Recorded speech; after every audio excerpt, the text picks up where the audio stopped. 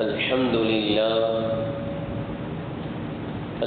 لله رب العالمين، والصلاة والسلام على سيدنا محمد وآله وصحبه أجمعين.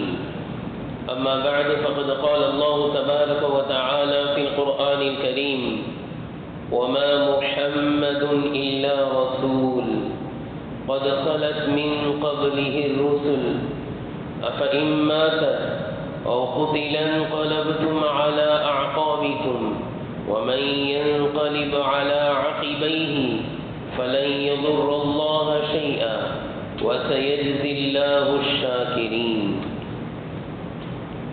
صدق الله العلي العظيم. السلام عليكم ورحمة الله وبركاته. கண்ணியத்திற்குரிய கனவான்களே, பெரியோர்களே, அல்லாஹ்வின் நல்லடியார்களே,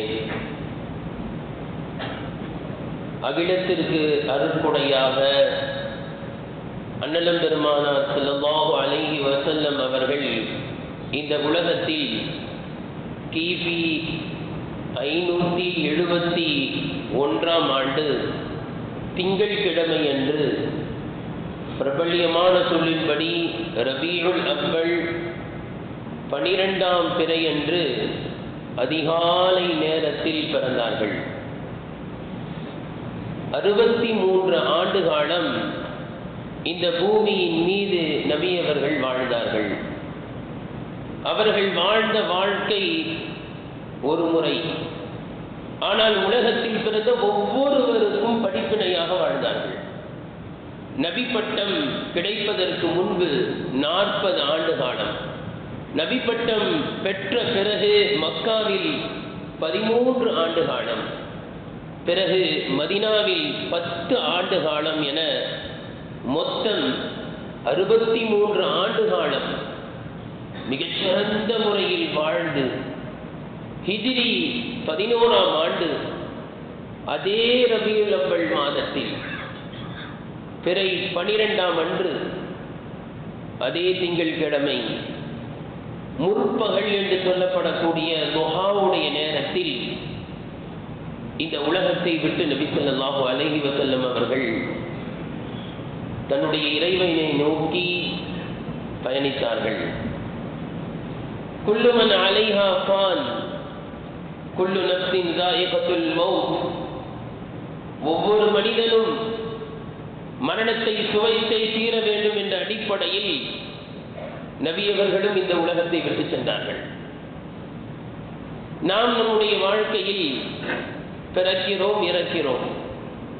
பிறப்பு சான்றிதழை பெற்றோர்கள் வாங்கி தருகிறார்கள், இறப்பு சான்றிதழை பிள்ளைகள் வாங்கி வைத்துக் கொள்கிறார்கள் என்பதை தவிர எந்த படிப்பினையும் இல்லை.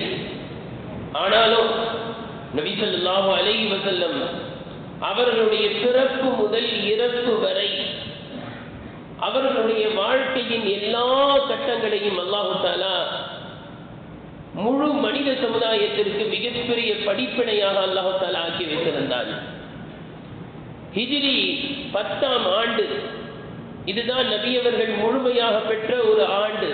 ஹிஜ்ரி 10, அந்த ரமலான் மாதம் நபி அவர்கள் தன்னுடைய வாழ்நாள் முழுவதும் பெற்ற எல்லா ரமலான் மாதத்திலும் கடைசி 10 நாள் இஅ்திகாஃப் இருப்பார்கள். ஆனால் தான் அடைந்த கடைசி ரமலான் ஹிஜ்ரி 10இல் 20 நாள் இஅ்திகாஃப் இருந்தார்கள். இதே போன்று ஒவ்வொரு ரமலான் மாதத்திலும் அதுவரை இறக்கி அருளப்பட்ட முழு குர்ஆனை ஹஜ்ரத் ஜிப்ரீல் அலைஹிஸ்ஸலாம் அவர்கள் ஒரு முறைதான் ஓதி காண்பிப்பார்கள். ஆனால் ஹிஜ்ரி 10ஆம் ஆண்டு வந்த அந்த கடைசி ரமலானில் ஜிப்ரீல் அலைஹிஸ்ஸலாம் அவர்கள் 2 முறை குர்ஆனை முழுமையாக ஓதி காண்பித்தார்கள். காரணம், மௌத் நெருங்க நெருங்க நம்முடைய வாழ்க்கையில் 60 கடக்க கடக்க நம்முடைய அமல்கள் கூட வேண்டும் என்ற படிப்பினையை நபி ஸல்லல்லாஹு அலைஹி வஸல்லம் அவர்கள் இங்கு போதிக்கிறார்கள். கடைசி ரமலானில் 20 நாள் இஅ்திகாஃப், 2 முறை குர்ஆனை முடிக்கிறார்கள். இன்று நம்மில் எத்தனையோ நபர்களுக்கு 60 கடந்து விட்டோம். ஆனாலும் இனாபத்தே இலல்லாஹ், அல்லாஹ்வின் பக்கம் முன்னேற வேண்டும், அந்த முன்னேற்றத்தை விஷயத்தில் எந்த அளவு நாம் முன்னேற்றம் அடைந்திருக்கிறோம் என்பதை நாம் சற்று சிந்தித்து பார்க்க வேண்டும். நபியவர்கள் கடைசி காலம் செல்ல செல்ல அவர்களுடைய அமல்கள் அதிகரித்தது. கண்ணியத்திற்குரியவர்களே, உலகத்தில் பிறந்த நல்லவர்களுக்கெல்லாம் மரணத்தை அல்லாஹு தஆலா சில தினங்களுக்கு முன்பே அறிவித்து கொடுக்கிறார். எல்லா காரியங்களையும் சரியாக முடித்து விட்டு செல்வார்கள். இதே போன்று அல்லாஹு தஆலா நபி ஸல்லல்லாஹு அலைஹி வஸல்லம் அவர்களுக்கும் முன்கூட்டியே அல்லாஹு தஆலா மரணத்தை அறிவித்து தந்தான். ஹிஜ்ரி 10ஆம் ஆண்டு முஆத் இப்னு ஜபல் ரலியல்லாஹு அன்ஹு அவர்களை யமனுக்கு அனுப்பி வைக்கிறார்கள். அப்படி அனுப்பி வைக்கும் பொழுது பல்வேறு உபதேசங்களை செய்கிறார்கள். பல்வேறு உபதேசங்கள். முஆத் இப்னு ஜபல் ரலியல்லாஹு அன்ஹு அவர்கள் யமனை நோக்கி செல்வதற்காக தன்னுடைய குதிரையின் மீது ஏறிவிட்டார்கள். ஆனால் நபியவர்கள் விடவில்லை. குதிரை புறப்படுகிறது, நபியவர்கள் நடந்தே சிறிது தூரம் செல்கிறார்கள். பல செய்திகளை சொல்லிவிட்டு கடைசியாக முஆத் இப்னு ஜபல் ரலியல்லாஹு அன்ஹு அவர்களை பார்த்து சொன்னார்கள், யா முஆத் அஸா அல்லா தல்கானி பஅத ஆமி ஹாதா. முஆத், அடுத்த ஆண்டு என்னை சந்திக்காமல் இருக்கக்கூடும். லஅல்லக அன் தமுர்ர பிமஸ்ஜிதி ஹாதா வ கப்ரி ஹாதா. அடுத்த ஆண்டு நீங்கள் மதீனாவுக்கு வருவீர்கள், என்னுடைய மஸ்ஜிதில் நீங்கள் கடந்து செல்வீர்கள், என்னுடைய கபரைத்தான் கடந்து செல்வீர்கள் என்று தான் எனக்கு தோன்றுகிறது என்று சொல்லிதான் அனுப்பி வைத்தார்கள். இந்த செய்தியை கேட்டவுடன் முஆத் இப்னு ஜபல் ரலியல்லாஹு அன்ஹு அவர்களால் தாங்க முடியாமல் அழ ஆரம்பித்தார்கள். நபியவர்கள் முகத்தை திருப்பிக் கொண்டு மதீனாவை நோக்கி நடக்க ஆரம்பித்த பொழுது இன்னும் கடைசியாக ஒரு உபதேசம் செய்தார்கள். முஆதே, அழ வேண்டாம். என்னை விட்டு பிரிந்து செல்கிறீர்கள் என்பதனால் அழுகிறீர்களா? நினைவில் வையுங்கள், மக்களில் என்னோடு நெருக்கமானவர் யார் தெரியுமா? நீங்கள் எங்கு வேண்டுமானாலும் இருக்கலாம், மதீனாவில் அல்ல, யமனில் இருக்கலாம், எந்த தேசத்திலும் இருக்கலாம். அல்லாஹ்வை அஞ்சிக் கொள்ளுங்கள், நீங்கள் என்னோடு நெருக்கமாக இருப்பீர்கள் என்று நபி அவர்கள் சொல்லி அனுப்பி வைத்தார்கள். அதே போன்று மறு வருடம் வரும் பொழுது நபி ஸல்லல்லாஹு அலைஹி வஸல்லம் அவர்களை பூமிக்கு மேல் பார்க்க முடியவில்லை.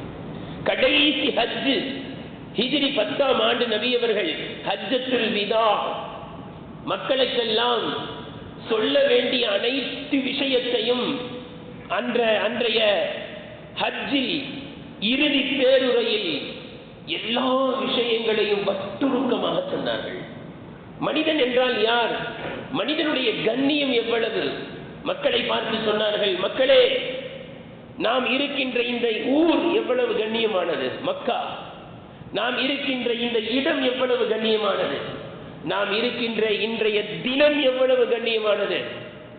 இதை விட அல்லாஹ்விடத்தில் ஒரு மனிதனுடைய மானம், மரியாதை, உயிர் அல்லாஹ்விடத்தில் கண்ணியமானது என்று சொன்னார்கள். பெண்களுடைய மாண்புகளை குறித்து பேசினார்கள். வட்டியின் விபரீதத்தை எடுத்து சொல்லி இனி யாரும் வட்டி வாங்கக்கூடாது என்று சொன்னார்கள்.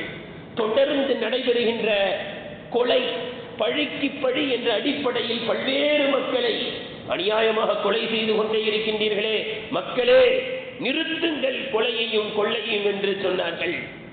பிறப்பால் எந்த மனிதனுக்கு மத்தியில் ஏற்றத்தாழ்வு இல்லை என்பதை சொன்னார்கள். எந்த வெள்ளையனுக்கும் கருப்பனை விட, எந்த கருப்பனுக்கும் வெள்ளையனை விட எந்த அந்தஸ்தும் கிடையாது. அரபி பேசுபவர்களுக்கு அரபி அல்லாதவர்களை விட எந்த அந்தஸ்தும் கிடையாது. இதையெல்லாம் சொல்லும் பொழுது நபியவர்கள் இடையிடையில் சொன்ன வார்த்தை என்ன தெரியுமா? யா அய்யுஹன் நாஸ் இஸ்மஉ கௌலி, நான் சொல்வதை கவனமாக கேளுங்கள். பொதுவாகவே நபியவர்கள் பேச ஆரம்பித்தால் சஹாபாக்கள் அமைதியாக ஆகிவிடுவார்கள். நபியவர்கள் பேச ஆரம்பித்தால் சஹாபாக்கள் அமைதியாக ஆகிவிடுவார்கள். ஆனால் ஹஜ்ஜத்துல் விதாவில் சொல்கிறார்கள், ஓ மக்களே, நான் சொல்வதை கவனமாக கேளுங்கள். சொல்லிவிட்டு சொன்ன வார்த்தை என்ன தெரியுமா? லஅல்லி லா அத்ரி லா அல்காக்கும் பஅத ஆமி ஹாதா பிமௌகிஃபி ஹாதா. அடுத்த ஆண்டு இந்த இடத்தில் வைத்து என்னை நீங்கள் சந்திக்க மாட்டீர்கள்.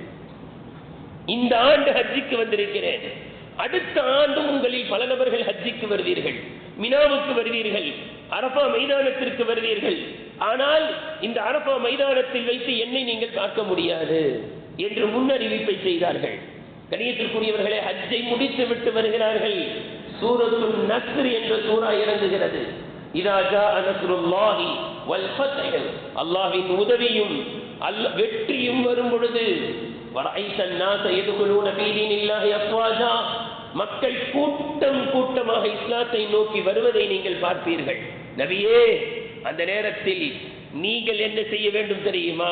ஃபஸப்பிஹ் பிஹம்தி ரப்பிக, உங்களுடைய உழைப்பெல்லாம் முடிந்து விட்டது. மக்கள் கூட்டம் கூட்டமாக இஸ்லாத்தை நோக்கி வருகிறார்கள். ஆனால் நபியே, நீங்கள் செய்வது ரப்பை புகழ வேண்டும். இதுதான் நல்ல மனிதர்களின் அடையாளம். பெரும் பெரும் சாதனைகளை சாதித்த பிறகு என்னால் நடைபெற்றது என்று சொல்ல மாட்டார்கள். உம்முடைய ரப்பை நீங்கள் துதித்து புகழ வேண்டும், அவனிடத்தில் பாவ மன்னிப்பு தேட வேண்டும். இன்னஹு கான தவ்வாபா, அவன் மன்னிப்பவன் என்ற வசனம் இறங்குகிறது. சஹாபாக்கள் எல்லாம் மகிழ்ச்சி அடைகிறார்கள். அல்லாஹ்வினுடைய உதவி வந்துவிட்டது. நாம் பார்க்கிறோம், மக்கள் கூட்டம் கூட்டமாக இஸ்லாத்தை நோக்கி வந்து கொண்டே இருக்கிறார்கள். அணு தினமும் நபி அவர்களிடத்தில் பையத் வாங்குகிறார்கள். பல்வேறு பிரதேசங்களில் இருந்து வருகிறார்கள் என்று மக்கள் எல்லாம் மகிழ்ச்சி ஆனந்தத்தில் இருக்கும் பொழுது அபூபக்கர் சித்தீக் ரலியல்லாஹு அன்ஹு அவர்கள் அழுது கொண்டிருக்கிறார்கள்.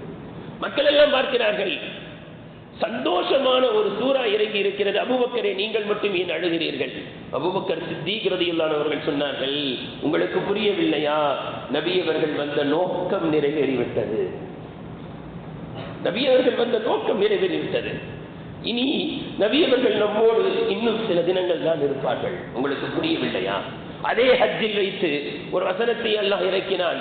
அல்யௌம அக்மல்து லக்கும் தீனக்கும் வ அத்மம்து அலைக்கும் நிஅமதி, இன்றைய தினம் உங்களுடைய மார்க்கம் பரிபூர்ணமாக ஆக்கப்பட்டு விட்டது, என்னுடைய அருட்கொடை பூர்த்தி அடைந்து விட்டது என்று சொன்னான். கண்ணியத்திற்குரியவர்களே, இதையெல்லாம் அல்லாஹு தஆலா நபி அவர்கள் இந்த உலகத்தை விட்டு செல்ல போகிறார்கள் என்ற முன்னறிவிப்பாக அல்லாஹு தஆலா இறக்கி வைத்த வசனங்கள். நபி அவர்கள் ஒரு நாள் மக்களை எல்லாம் அழைத்து ஒரு உபதேசம் செய்தார்கள். அந்த உபதேசத்தில் இப்படி ஒரு வார்த்தையை சொன்னார்கள். மக்களே, அல்லாஹு தஆலா ஒரு அடியாருக்கு உலக செல்வ செழிப்பு வேண்டுமா, உலகத்தின் செழிப்பு வேண்டுமா, உலகத்தின் சுகம் வேண்டுமா, அல்லது என்னிடத்தில் இருப்பது வேண்டுமா என்று கேட்டான். அந்த அடியாரோ அல்லாஹ்விடத்தில் இருப்பதை தேர்ந்தெடுத்து கொண்டார் அப்படின்னு தான் சொன்னாங்க. அபூபக்கர் சித்திக் அழ ஆரம்பிச்சிட்டாங்க. அழுதுகிட்டே சொன்னாங்க, நாயகமே, என்னுடைய தாயும் தந்தையும் தங்களுக்கு அர்ப்பணம் என்று அழுதார்கள். அங்கிருந்த மக்கள்லாம், என்ன இந்த வயசானவருக்கு என்ன ரசூலா சொல்லிட்டாங்க, அதுக்கு போய் இப்படி அழுகுறாங்க, தாயும் தந்தையும் அர்ப்பணம் என்றெல்லாம் சொல்கிறார்களே அப்படின்னு சொன்னப்ப அபூபக்கர் சித்தீக் ரலியல்லாஹு அன்ஹு சொன்னாங்க, உங்களுக்கு தெரியலையா, அந்த அடியார் ரசூலுல்லாஹ் தான். மறுமையை தேர்ந்தெடுத்துக் கொண்டார்கள். இம்மையை விட்டு விட்டு இந்த உலகத்தை விட்டு தன்னுடைய ரப்பை நோக்கி செல்ல போகிறார்கள் என்று சொல்வது உங்களுக்கு புரியவில்லையா என்று அபூபக்கர் சித்தீக் ரலியல்லாஹு அன்ஹு அவர்கள் சொன்னார்கள். அப்பொழுது அல்லாஹ்வின் தூதர் ஸல்லல்லாஹு அலைஹி வஸல்லம் அவர்கள் அபூபக்கர் சித்தீக் ரலியல்லாஹு அன்ஹு பற்றி சொன்னார்கள், மக்களே, எனக்கு பல்வேறு மக்கள் உதவி செய்திருக்கிறார்கள். பல்வேறு மக்கள் என்னுடைய தீனுக்காக, இஸ்லாத்திற்காக, அல்லாஹ்வினுடைய மார்க்கத்தை ஓங்க செய்வதற்காக பல நபர்கள் உதவி செய்திருக்கிறார்கள். அவர்களுக்கெல்லாம் நான் பிரதி உபகாரம் செய்து விட்டேன். ஆனால் அபூபக்கரை தவிர அவர் செய்த உதவிக்கு என்னால் பிரதி உபகாரம் இதுவரை செய்து முடிக்க முடியவில்லை. அல்லாஹ் தான் அவருக்கு நாளை மறுமையில் அதற்கான கூலியை தருவான். மக்களே, எனக்கு பல நபர்களுடைய செல்வம் எனக்கு பயன் தந்திருக்கின்றது. ஆனால் அபூபக்கரின் பணம், அபூபக்கரின் செல்வம் எனக்கு பயன் தந்ததை போன்று வேறு யாருடைய செல்வமும் எனக்கு பயன் தரவில்லை என்பதாக அபூபக்கர் சித்தீக் ரலியல்லாஹு அன்ஹு அவர்களை பற்றி சலாஹித்து கூறினார்கள். இறப்பதற்கு 5 நாட்களுக்கு முன்பு மக்களுக்கு ஒரு உபதேசம் செய்தார்கள். லுஹர் தொழுகைக்கு முன்பாக மக்களை எல்லாம் திரட்டி என்னை பழுதீர்த்துக் கொள்ளுங்கள் என்று சொன்னார்கள். மக்களை எல்லாம் கூப்பிட்டு உட்கார வச்சு அழகான உபதேசம் செஞ்சுட்டு சொன்னாங்க, மக்களே, உங்களில் யாரையாவது நான் அடித்திருந்தால் என்னை அடித்துக் கொள்ளுங்கள். உங்களில் யாராவது ஒருவருடைய முதுகை நான் குத்தி இருந்தால் இதோ என்னுடைய முதுகை நான் ஒப்படைத்து விடுகிறேன், என்னுடைய முதுகில் குத்தி விடுங்கள் நீங்கள். ரசூலுல்லாஹ் எவ்வளவு அழகா இதை புரிய வைக்கிறாங்க தெரியுமா? சொல்றாங்க, பழிக்கு பழி வாங்கிக் கொள்ளுங்கள். எனக்கு பிரியமானவர் யார் தெரியுமா? என்னிடத்தில் பழி தீர்த்துக் கொள்பவரைத்தான் நான் நேசிக்கிறேன். சில பேர் சொல்லுவாங்க, நான் திட்டிருந்தா திட்டிக்க, அடிக்கிறதா அடிச்சிடு அப்படின்னு. அப்படின்னா உடனே அவர் திட்டினாருன்னா கோவம் வந்துடும். பத்தியா சொன்னது போதும்னு திட்ட ஆரம்பிச்சிட்டானே அப்படின்னு கோவம்.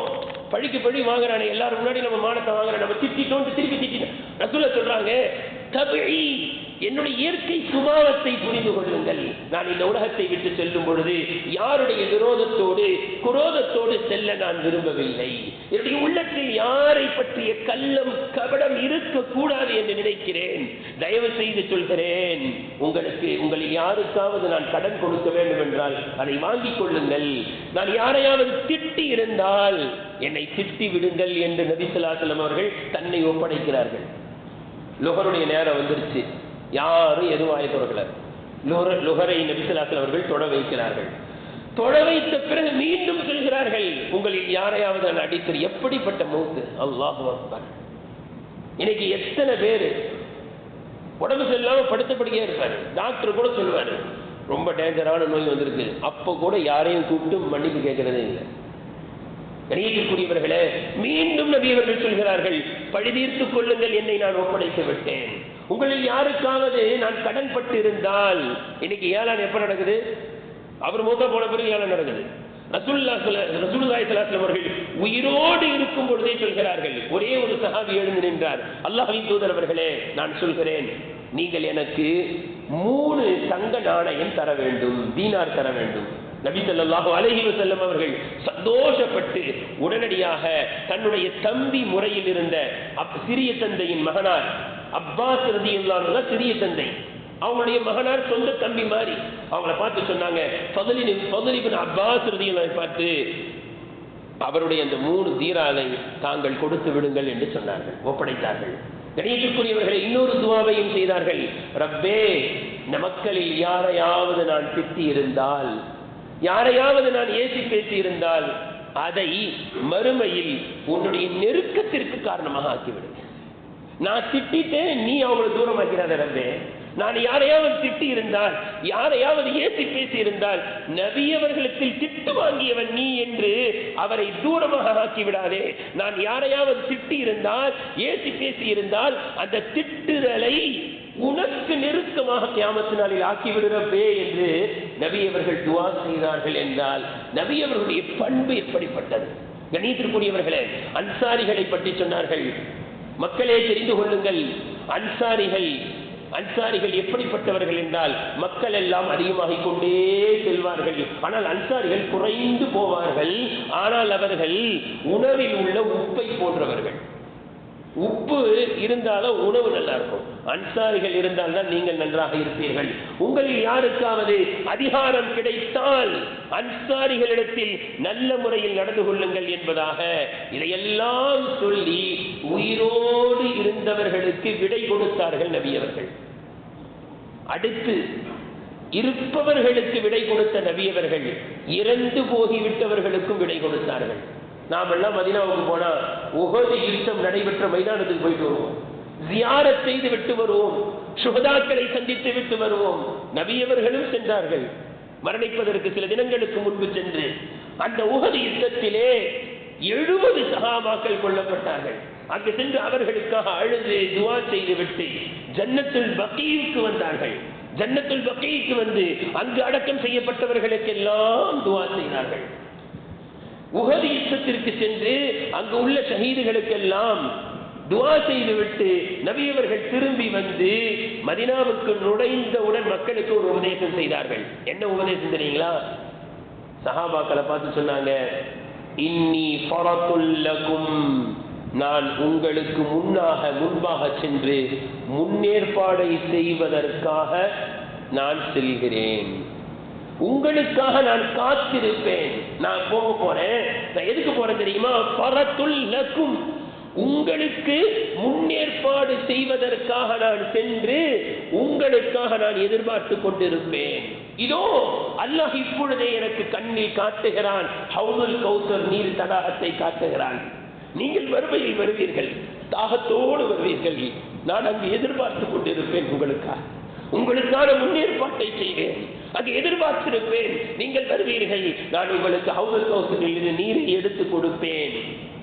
இதோ இப்பொழுது நான் சொல்கிறேன், எனக்கு அல்லாஹ் தஆலா இந்த உலகத்தினுடைய கஸானாக்களை அல்லாஹ் கொடுத்து விட்டான். ரசூலுல்லாஹ் சொல்றாங்க, நான் போக போறேன், ஆனா கஸானாக்களை அல்லாஹ் கொடுத்துட்டான். அப்படின்னு அர்த்தம், உம்மத்தினர்களாகி அல்லாஹ் உங்களுக்கு கொடுக்க போறான் சொல்லி ரசூலுல்லாஹ் சொன்னாங்க, எனக்கு பிறகு நீங்கள் இஸ்லாத்தை விட்டு சென்று விடுவீர்கள், சிலை வணக்கத்தில் ஈடுபட்டு விடுவீர்கள் என்று நான் பயப்படவில்லை. மாறாக உலகத்தை தேடுவதில் போட்டி போட்டுக் கொண்டு சண்டையிட்டுக் கொள்வீர்கள் என்று தான் எனக்கு பயமாக அச்சமாக இருக்கிறது என்று உபதேசம் செய்தார்கள். அந்த கபர்களை எல்லாம் ஜியாரத் செய்து விட்டு வந்து சொன்னார்கள், அல்லாஹு தஆலா யூதர்களையும் நஸராக்களையும் அல்லாஹு தஆலா சபிக்கிறான். காரணம், அந்த யூதர்கள் நபிமார்களுடைய கபர்களை வணக்கஸ்தலமாக ஆக்கிக் கொண்டார்கள். லா தத்தஹிது கபரி மஸ்ஜிதா, நான் மரணித்து விடுவேன், என்னை அடக்கம் செய்து விடுவீர்கள், ஆனால் நினைவில் வையுங்கள், அந்த யூதர்கள் செய்த தவறை நீங்கள் செய்து விடாதீர்கள். மரணிப்பதற்கு 5 தினங்களுக்கு முன்பு கணியத்திற்குரியவர்களை அடுத்து நபி அவர்களுக்கு காய்ச்சல் அதிகரிக்கிறது. எந்த அளவுக்கு காய்ச்சல் என்றால், நபி ஸல்லல்லாஹு அலைஹி வஸல்லம் அவர்களுடைய உடல் உஷ்ணத்தால் கொதிக்கிறது. நமக்கெல்லாம் ஜுரம் வந்தா சட்டை எடுத்துட்டு வச்சு பாரு ஜுரம் அப்படின்னா நல்ல கையை வை, அப்பதான் அவருக்கு ஜுரம் தெரியணும்னு நினைப்போம். ஜுரம் தெரியாம போயிருவோம்னு பயப்படுவோம். லேசாதான் ஜுரம் அடிக்கும், அதுக்கே அப்படி சொல்லுவோம். ரசூலுல்லாஹி ஸல்லல்லாஹு அலைஹி வஸல்லம் காய்ச்சல் எந்த அளவுக்குன்னா துணிக்கு மேல கொதிக்குது. பக்கத்துல நடந்து போறவங்களுக்கு நபி அவர்களுடைய உஷ்ணம் தெரிகிறது. எல்லா நபிமார்களுடைய எல்லா மனைவிமார்களுடைய வீட்டிற்கும் சென்ற நபி அவர்களால் ஒவ்வொரு வீட்டுக்கு போக முடியல, அனுமதி கேட்கிறாங்க. நாளை இந்த தினத்தில் நான் யார் வீட்டில் இருப்பேன்? ஆயிஷா ரலியல்லாஹு அன்ஹா வீட்டில் இருப்பீங்க, நான் அங்கேயே இருந்து கொள்ளவா? அதற்கு பிறகு என்னால் வர முடியாது என்று நபி அவர்கள் நேரடியாக ஒரு ரிவாயத்தின்படி ஃபாத்திமா ரலியல்லாஹு அன்ஹா ஒவ்வொரு மனைவியின் வீட்டிற்கு சென்று தகப்பனுக்காக அனுமதி வாங்கினார்கள். ஆயிஷா வீட்டிலே இருக்கட்டும், நீங்க வந்து என்ன செஞ்சீங்க பார்த்துட்டு போங்க. நபி அவர்களை அழைத்து சென்ற ஆயிஷா ரலியல்லாஹு அன்ஹா எவ்வளவு பெரிய படிப்பினை தெரியுமா? அழைத்து சென்ற ஆயிஷா ரலியல்லாஹு அன்ஹா ஓதி ஓதி ஓதி ஓதி ஊதுகிறார்கள். குல் அஊது பிரப்பில் ஃபலக், குல் அஊது பிரப்பின் நாஸ் ஓதுகிறார்கள். ஓதி ரசூலுல்லா கையிலேயே ஊதி ரசூலுல்லாவுடைய கையாலேயே தேய்க்கிறாங்க. தேய்ச்சிட்டு சொல்றாங்க, என் கையில ஊதி தேய்ச்சிருப்பேன், ஆனால் என்னுடைய கரத்தை விட பரக்கத்தான கரம் நபியவருடைய கரம். நபியவர்களிடத்திலிருந்து கற்றுக்கொண்ட நோய் நொடி ஏற்பட்டால், காய்ச்சல் ஏற்பட்டால் என்ன துஆக்களை ஓத வேண்டும் என்று, அல்லாஹும்ம இத்ஹிபில் பஅஸ ரப்பன் நாஸ் அன்த ஷாஃபி லா ஷிஃபா இல்லா ஷிஃபாஉக லா யுகாதிரு ஸகம வலா அலமா. ரப்பே, நிவாரணத்தை தருபவன் நீதான் ரப்பே, எங்களுடைய நாயகத்திற்கு நீ நிவாரணத்தை தா. நீ ஷிஃபா உன்னுடைய கைவசத்தில் இருக்கிறது. நீ எப்படிப்பட்ட ஆரோக்கியத்தை தர வேண்டும் என்றால், வலியோ நோவினையோ அதற்கு பிறகு இருக்கக்கூடாது ரப்பே, அப்படிப்பட்ட நிவாரணத்தை கொடு என்று ஓதி ஓதி ஓதுகிறார்கள். கண்ணியத்திற்குரியவர்களே, ஆனால் காய்ச்சல் அதிகரிக்கிறது. எந்த அளவுக்கு காய்ச்சல் என்றால், நபி ஸல்லல்லாஹு அலைஹி வஸல்லம் சொல்றாங்க, தண்ணீரை ஊற்றுங்கள். 7 குடம் தண்ணீர் ஊற்றப்படுகிறது. கொஞ்சம் ஜுரம் பரவாயில்ல. அந்த நேரத்தில், கடைசி நேரத்தில் அல்லாஹ்வின் தூதர் ஸல்லல்லாஹு அலைஹி வஸல்லம் அவர்கள் ஃபாத்திமா ரலியல்லாஹு அன்ஹா அவங்களை கூப்பிட்டு விடுறாங்க. ஃபாத்திமா ரலியல்லாஹு அன்ஹா அவர்கள் வருகிறார்கள். காதல ஏதோ ரகசியமா சொல்றாங்க. ஃபாத்திமா ரலியல்லாஹு முகமெல்லாம் வாடி விட்டது, அழ ஆரம்பித்து விட்டார்கள். உடனே கூப்பிடுறாங்க, ஃபாத்திமா இங்க வா. கூப்பிடுறாங்க, என்னமோ ரகசியமா சொல்றாங்க. ஃபாத்திமா ரலியல்லாஹு அவர்கள் முகம் சிரித்து விட்டது. சிரித்து விட்டார்கள், மகிழ்ச்சிக்கு வந்து விட்டார்கள். ஆயிஷா கேட்டாங்க, ஃபர்ஸ்ட் ஏதோ உங்க தகப்பனார் சொன்னாங்க, நீங்க அழ ஆரம்பிச்சிட்டீங்க, உடனே கூப்பிட்டு என்னமோ ரகசியமா சொன்னாங்க, சிரிக்க ஆரம்பிச்சிட்டீங்களே என்ன அப்படின்னு கேட்டதுக்கு ஃபாத்திமா சொன்னாங்க, என்னுடைய தகப்பனார் என்னை அழைத்து சொன்னார்கள், ஃபாத்திமா இன்னும் கொஞ்ச நாள் என்ன உலகத்தை விட்டு போயிடுவேன், என்னால் அழாமல் இருக்க முடியவில்லை. ஆனால் உடனே கூப்பிட்டு சொன்னார்கள், ஃபாத்திமா கவலைப்படாத, நம்முடைய குடும்பத்தில் என்னை முதலில் சந்திப்பவர் நீந்தான் என்று சொன்னார்கள். இதை விட சந்தோஷம் எனக்கு என்ன இருக்க முடியும்? நபியவர்கள் சொன்னதை போன்றே 4-6 மாதத்திற்குள்ளாக ஃபாத்திமா ரலியல்லாஹு பார்த்தாகிவிட்டார்கள். கணியத்துக்குள்ளே சற்று சிந்திக்க வேண்டும். இன்னைக்கு யாராவது அத்தா படுத்த படுக்கையா இருக்கிறாங்க, கூப்பிட்டு சொல்றாங்க, மகளையோ மகனையோ கூப்பிட்டு, நான் மௌத்தா போயிடுவோம்பா அப்படின்னு, கவலைப்படுவாங்களா? என்ன சந்தோஷப்படுறவங்க இருக்காங்க. சரி, அப்படியே கவலை வருதுன்னு வச்சுக்கிடுவோம். அடுத்து கூப்பிட்டு, கவலைப்படாத, ரொம்ப அழாத, நான் போய் கொஞ்ச நாள்ல நீனு வந்துடுவேன்னா, இப்ப சொல்லுங்க, மனுஷன் அவர் மட்டும் போவாருன்னு பார்த்தா என்ன சொல்லிட்டு போறாரு, கொஞ்ச நாள்ல நீனு வந்துடுவேன்னு சொல்லிட்டு போறாரு அப்படின்னு. ஆனா பாத்திமா ரலியல்லாஹு ரசூலுல்லாஹ்வுக்கு எந்த அளவிற்கு தொடர்பு, எந்த அளவிற்கு பிணைப்பு என்றால் இதுதான் உண்மையான அன்பு. பாத்திமா, நீ கவலைப்படாதே, என்னை முதலில் நீ நான் சந்திப்பாய். மகிழ்ச்சி அடைந்தேன். என்னுடைய தகப்பனாரை நான் சென்று முதலில் சந்திப்பேன். எனக்கு தான் மரணம் முதல்ல வரும்னா அதை விட மகிழ்ச்சி வேறு என்ன இருக்கிறது? ஹசன் ஹுசைன் ரலியல்லாஹு அன்ஹுமா 2 பேர பிள்ளைகளை அழைக்கிறார்கள், கட்டி அணைத்து முத்தம் கொடுக்கிறார்கள். என்னுடைய ஈரக்குலை என்னுடைய ஹசன் ஹுசைனுடன் நீங்கள் எல்லாம் அன்பாக நடந்து கொள்ளுங்கள். ஏன்னா ரசூலுல்லாஹ்வுக்கு தெரியும் பிற்காலத்தில் ஷஹீதாக ஆக்கப்படுவார்கள் என்று. அவரோடு நல்ல முறையில் நடந்து கொள்ளுங்கள். தன்னுடைய மனைவிமார்களை எல்லாம் அழைக்கிறார்கள், அழைத்து உபதேசங்களை செய்கிறார்கள். மரணிப்பதற்கு ஒரே ஒரு நாள் இருக்கிறது. நபி அவர்கள் தன்னுடைய அடிமைகளை எல்லாம் உரிமையிட்டு விட்டார்கள். தன்னிடத்தில் இருந்த 6 தங்க காசு அல்லது 7 தீனார் அதையும் சதக்கா செய்து தீர்த்து விட்டார்கள். தன்னிடத்தில் இருந்த போர் ஆயுதங்களை முஸ்லிம்களுக்கு அன்பளிப்பாக கொடுத்து விட்டார்கள். ஏறத்தாழ 11-12 நாள் ஆயிஷா வீட்டிலேயே இருந்ததுனால விளக்கு எரிஞ்சுக்கிட்டே இருந்துச்சு. அந்த விளக்குல இருக்கிற எண்ணெய் தீர்ந்து போயிடுச்சு, வாங்கிறது காசு இல்லை. ஆயிஷா சொல்றாங்க, விளக்குல எண்ணெய் எரிக்கிறதுக்கு எண்ணெய் இல்லை. இஸ்லாத்தினுடைய மனைவிமார்கள்ல சில மனைவிமார்கிட்ட போய் எண்ணெய் எரிக்கிறதுக்கு எண்ணெய் வாங்கிட்டு வந்தார். அந்த நேரத்தில் நபி அவர்களுடைய உருக்கு சட்டை, ஒரு உருக்கு சட்டை ஒரு யூதரிடத்திலே அடமானமாக வைக்கப்பட்டிருந்தது 30 படி கோதுமைக்காக. கண்ணியத்திற்குரியவர்களே, மிகப்பெரிய வல்லரசாக மதீனாவை கொண்டு வந்த நபி அவர்களுடைய கடைசி நேரம் அனைத்தையும் கொடுத்து விட்டார்கள். கடைசி நேரம் நெருங்குகிறது, காய்ச்சல் அதிகரிக்கிறது. ஆயிஷா ரலியல்லாஹு அன்ஹா அவர்களை பார்த்து சொல்கிறார்கள், ஆயிஷா,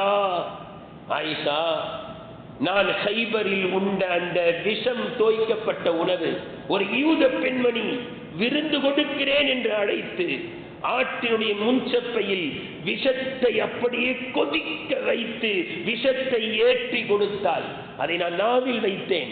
அந்த இறைச்சி துண்டு பேசியது, நான் உங்களுடைய மரணத்திற்கு காரணமாக ஆகிவிடக்கூடாது, விடுங்கி விடாதீர்கள் என்று. ஆனால் அந்த நாவில் வைத்த அந்த விஷம் என்னுடைய வயிற்றுக்குள் சென்றது. இது இப்பொழுது என்னுடைய குடலை எல்லாம் அப்படியே துண்டிக்கிறது ஆயிஷா என்று துடித்தார்கள். கண்ணியத்திற்குரியவர்களே, உம்மு பிஷ்ர் இப்னுல் பர்ரா என்ற பெண்மணி வருகிறார்கள். அவங்க யார் அப்படின்னா, அந்த உணவை கொஞ்சம் அவசரப்பட்டு பிஷ்ர் இப்னுல் பர்ரா அவர் கடகடன் சாப்பிட்டார், மூத்தமிட்டார். அந்த சஹாபியுடைய தாய் ரசூலுல்லாஹ் பார்க்க வராங்க. பார்க்க வந்தப்ப கிட்ட நெருங்கினாலே காய்ச்சல் கொதிக்குது. ரசூலுல்லாஹ் பார்த்து கேட்கிறாங்க, யார் ரசூலுல்லாஹ், இவ்வளவு ஜுரம் யாருக்குமே வந்தது இல்லையே அப்படின்னு ஆதங்கப்படுறாங்க.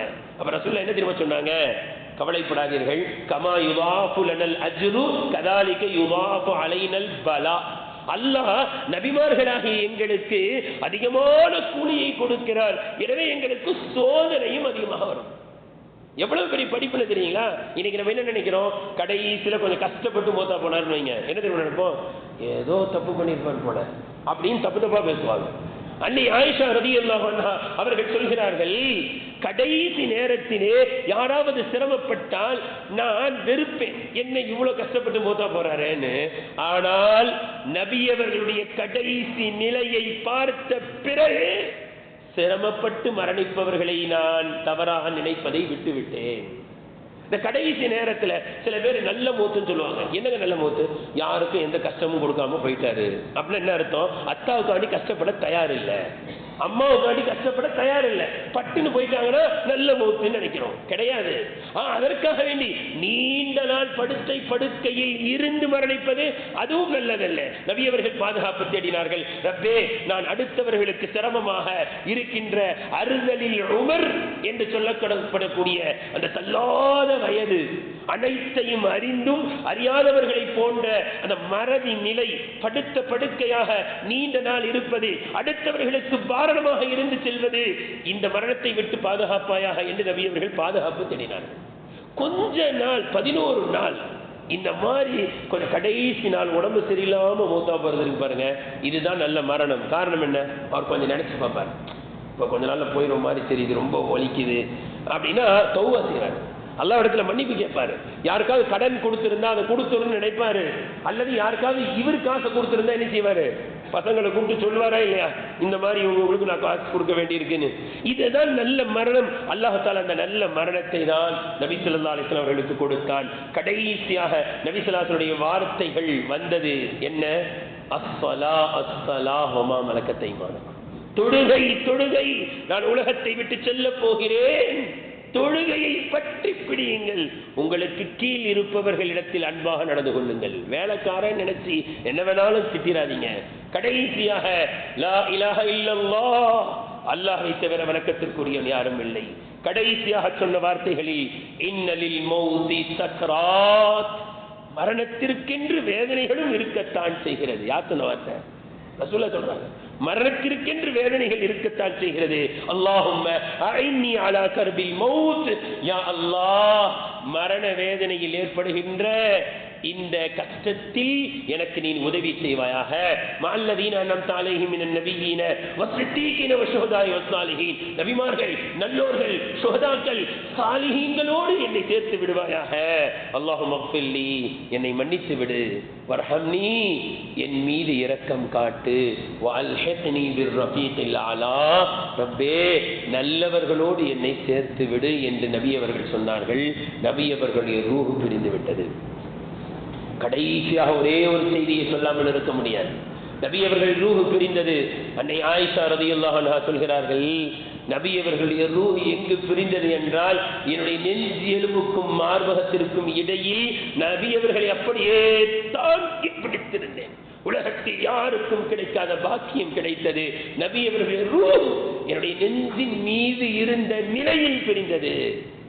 நபியவர்களுடைய ரூஹ் என்னுடைய வீட்டில் வைத்து, என்னுடைய தினத்தில் வைத்து, என்னுடைய நெஞ்சின் மீது வைத்து பிரிந்தது. எவ்வளவு பெரிய படிப்பன. இன்னைக்கு தொழும் போது யாராவது மௌத்தா போயிட்டாங்க, என்ன செய்யறோம்? ஆஹா நல்ல மௌத்துங்க. சஜிதால இருக்கும் போது மௌத்தா போயிட்டார். ரசூலுல்லாஹ்வுடைய ரூஹ் எங்க வச்சு போச்சு? மனைவியின் மடியின் மீது நபியவர்களுடைய ரூஹ் பிரிந்தது என்றால் குடும்ப வாழ்க்கை எப்படி இருக்க வேண்டும்? இன்னைக்கு கடைசி காலம் 50 வயசு தாண்டிச்சுன்னா அத்தா அம்மா பேசுறது இல்லை. அத்தாம்மா பேசுறது இல்லை, பிள்ளைங்களுக்கு புரியறதே இல்லை. அவங்க நினைக்கிறாங்க நினைவு தெரிஞ்சு அத்தாம்மா பேசுன மாதிரி தெரியல. அவங்களுக்குன்னு ஒரு வயசு, ஒரு 15 வயசு வந்த பிறகு அத்தாம்மா பேசணும், எதுக்கு பேசலனே தெரியல. இதுதான் வாழ்க்கையா? நபியவர்களுடைய வாழ்க்கையில் எப்படிப்பட்ட படிப்பினை. கடைசியில் நபியவர்களுடைய ரூஹ் பிரிகிறது அன்னை ஆயிஷா ரலியல்லாஹு அன்ஹா மடியில் என்றால் இதைவிட சிறந்த மரணம் எது இருக்க முடியும்? அல்லாஹு தஆலா நபி ஸல்லல்லாஹு அலைஹி வஸல்லம் அவர்களை முழுமையாக பின்பற்றக்கூடியவர்களாக அல்லாஹ் ஆக்குவானாக. நம்முடைய கடைசி நேரத்தை அல்லாஹு தஆலா சிறந்ததாக அல்லாஹ் ஆக்குவானாக. நம்முடைய சக்கராத் நிலையில் அல்லாஹ் நமக்கு உதவி செய்வானாக. திருக்கலிமாவோடு இந்த உலகத்தை விட்டு செல்லக்கூடிய நல்ல வாய்ப்பை அல்லாஹ் நம் அனைவர்களுக்கும் வழங்குவானாக. வாஹிரு தஅவானா அனில் ஹம்துலில்லாஹி ரப்பில் ஆலமீன்.